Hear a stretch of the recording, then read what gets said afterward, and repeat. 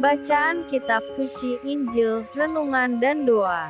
Jumat, tanggal 10 November tahun 2023. Lalu Tuhan memuji bendahara, karena ia bertindak cerdik.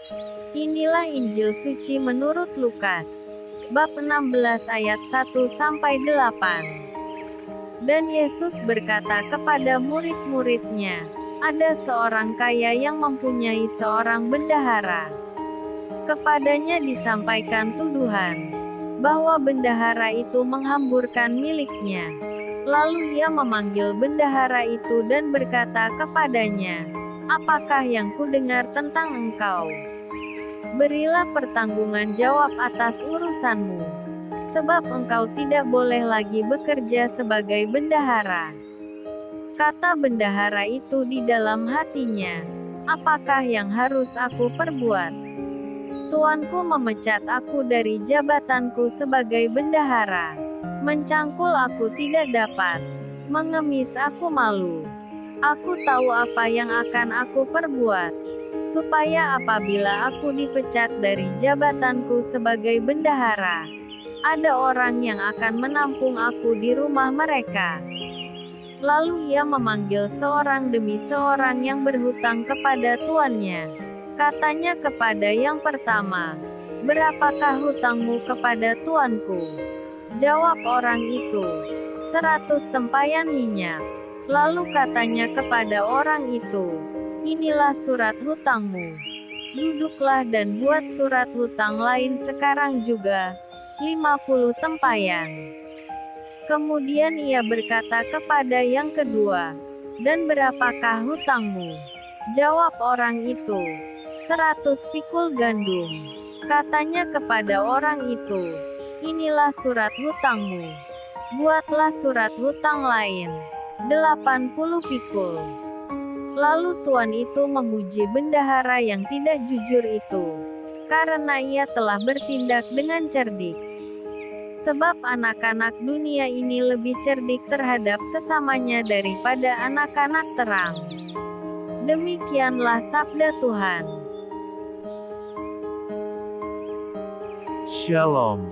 Lalu Tuhan memuji bendahara, karena ia bertindak cerdik. Dalam firman hari ini, Lukas bab 16 ayat 1-8, seolah-olah Yesus mengapresiasi apa yang dilakukan bendahara yang bertindak tidak jujur, atau dengan kata lain, Yesus setuju dengan kecurangan-kecurangan si bendahara itu. Benarkah demikian? Perumpamaan tentang bendahara yang cerdik itu disampaikan kepada kita semua, untuk menyadarkan orang beriman yang menjadi anak-anak terang, agar cerdik mengusahakan kebaikan. Jangan sampai kecerdikan anak-anak kegelapan menghambat mereka yang mengembangkan kebaikan itu. Kecerdikan sungguh dibutuhkan kendati caranya tidaklah harus dengan kelicikan, ketidakjujuran atau kecurangan. Maka jelas yang dipuji oleh Yesus bukan ketidakjujuran si bendahara melainkan kecerdikannya, di mana dalam situasi terjepit masih bisa menyelamatkan diri. Yang juga menarik dari perumpamaan ini adalah, bagaimana bendahara yang dipecat itu berusaha dengan segera tanpa menunda-nunda. Nampak sekali bahwa, kebaikan harus diperjuangkan dengan sigap dan segera. Dalam hal ini yang namanya penundaan berarti kegagalan. Apakah hal ini kita sadari? Manakah usaha yang telah kita lakukan? Tidakkah kita sering menunda-nunda untuk berbuat baik?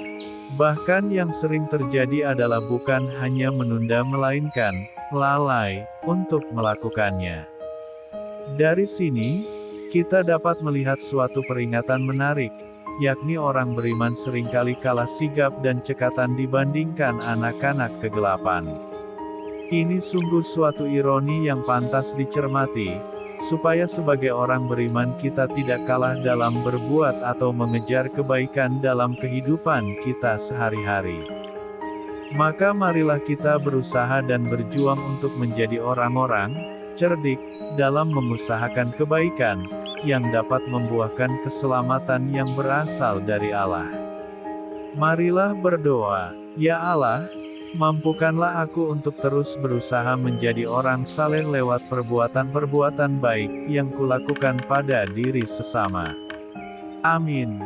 Tuhan Yesus memberkati. RHPE Channel